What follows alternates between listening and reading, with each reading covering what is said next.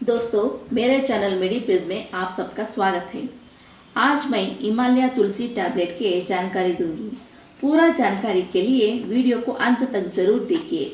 Video देखने से पहले मेरे चैनल को सब्सक्राइब कर दीजिए।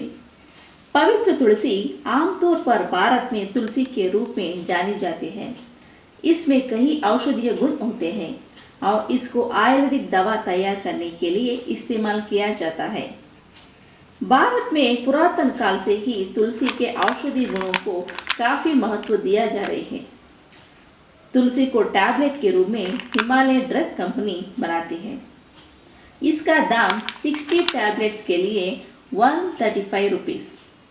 तुलसी टैबलेट को मेनली खांसी, जुकाम, अस्थमा, गले के क्रश के दूर करने के लिए यूज किया जाता है। तुलसी के एक गोली में तुलसी 250 mg एक्सट्रैक्ट रहता है। ये एक anti microbial, anti inflammatory, anti allergic और एक्सपेक्टोरेंट दवा है। तुलसी कफ साफ करने में मदद करती है। तुलसी से गले के क्रश दूर हो जाता है।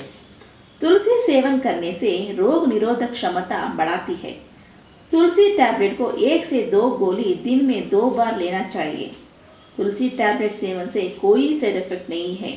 दोस्तों, जानकारी अच्छी लगी है तो वीडियो को लाइक शेयर जरूर कीजिए। धन्यवाद।